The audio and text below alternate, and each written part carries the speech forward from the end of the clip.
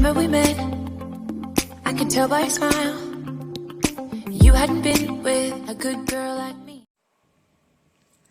Hi, hello guys! Welcome back to my channel, Pinay Bisaya and Belgium. Manggawas mi karon guys, kay maayo pa ang weather.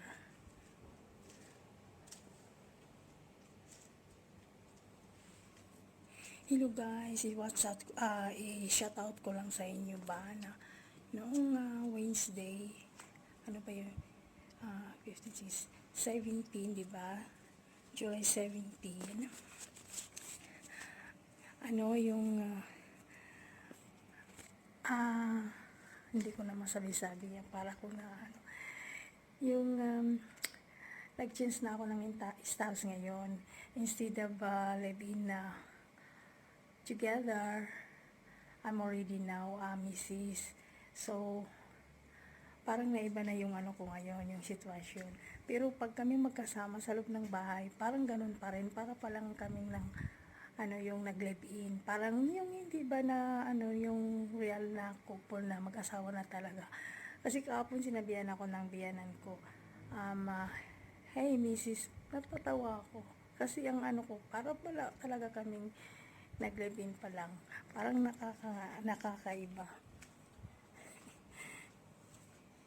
So, kaya parang wala ako parati sa YT kasi nga binibisi ko ang sarili ko. Marami kaming ginagawa kasi summer ngayon eh. Saka yung yung wedding ko last Wednesday, July 17, 2019, hindi ho bongga. Napaka-simple lang. Lang kami, hindi sa church. Pero okay, maganda siya, simple. At saka yung damit ko, simple but elegant. Okay guys, see you later kasi nandito na. Kasi yung partner ko kasi hindi gaano gustong magano sa media. Kaya itong pag-vlog ko, patago-tago. Minsan nagsusupport siya, pero mostly talaga hindi. Para bang yung bugnutin siya, ganon. Wala parati sa mood. Kaya pag nandiyan siya, yung nakita ko yung mukha niya kasi mangot. Parang na ko niyan, okay, wala sa mood. Kaya padating na siya. Okay bye, see you later, bye-bye. Kinuha ng babe ko yung car niya, i-transfer niya dito. Andoon siya.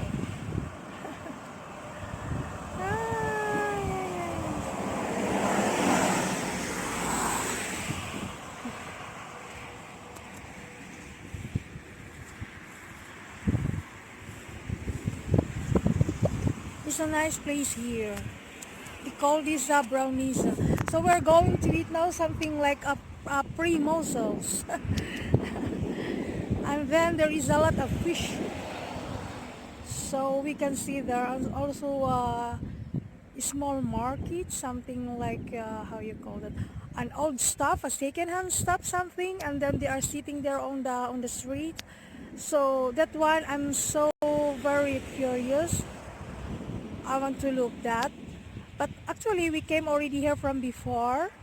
But it's too hot for me, so I could not very well enjoy because I had a terrible headache, and then I don't know, I'm not really feeling well that the last time. So this time now the weather is not hot, it's a little bit windy, but the windy is it's soft, it's not so cold, so it's okay.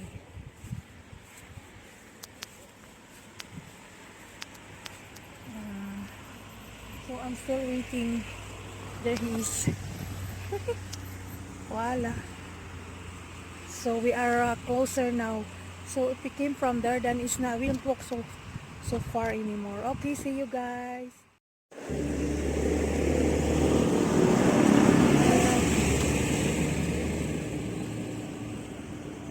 How nice it is, huh? It's small harbor.